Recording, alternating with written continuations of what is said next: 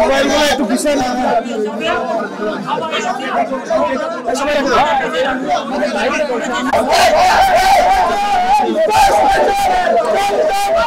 মনে করি নির্বাচন কমিশন আমার প্রতিপক্ষকে বিজয়ী ঘোষণা করতে যতটুকু অনিয়ম, দুর্নীতি ও স্বজনপ্রীতি করার প্রয়োজন ছিল সবটুকুই করে গেছে।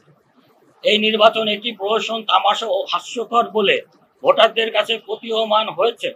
আমি এই অনিয়ম ও ত্রুটিপূর্ণ নির্বাচনের ফলাফল প্রত্যাখ্যান করছি এবং পুনরায় নির্বাচনের দাবি করছি। আমার বিশ্বাস, পুনরায় নির্বাচনে আমার বিজয় অবশ্যম্ভাবী। পুরাটাই তারা যেভাবে আমাদেরকে বঞ্চিত করা, বিভিন্ন ওয়ার্ডে আমাদের এই যে 4 ভাইয়ের ওয়ার্ডে আর এই যে 8 নম্বর ওয়ার্ডে নির্বাচনের দিন রাত 8টার সময় ওই ওয়ার্ড কমিটি ঘোষণা করেছে। 4 ভাই 10 জন একদম 71 সদস্য মিটিং করে 71 সদস্য কমিটি দেওয়া হয়েছে। 10 জনের নাম কেটে দিয়ে এই অফিস থেকে ইচ্ছা মতন হাতে লেখা, ওই যে রিন্টু ভাই ছিল, হাতে লিখে সেটা তারা ওখানে প্লেস করছে।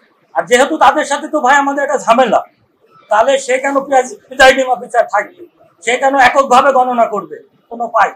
আমার দলে যদি আমার লোকজন, আমার কর্মীরা ভোট দেওয়ার অধিকার এই জাকির আর কুতুবের কারণে যদি তারা হরণ করে নেয়, সেই একটা ভোট যদি দিতে না পারে, এটাই আমার আপনাদের কাছে প্রশ্ন।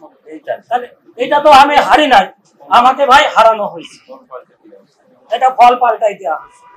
এখন আমার তো আর দাবি করে তার তো কোনোই নাই। আমার একটাই দাবি, এই প্রতারণা আমার সাথে যেটা জাকির হোসেন সরকার এবং কুতুবউদ্দিন যেটা করছে এই মামা ভাইদের, আমার একটাই দাবি, এই কমিটি না ভাঙা পর্যন্ত আবার যে আন্দোলনে আমরা ছিলাম সেই আন্দোলনে আমরা কুষ্টিয়াতে থাকবো এবং আগামী 1 তারিখে আমরা পার্টি অফিস ঘেরাও কর্মসূচি দিছি। আমরা জেলা নতুন যেটা কুতুব জাকিরের যে পার্টি অফিস, সেই পার্টি অফিসকে আমরা 1 তারিখে ঘেরাও করবো ইনশাল্লাহ।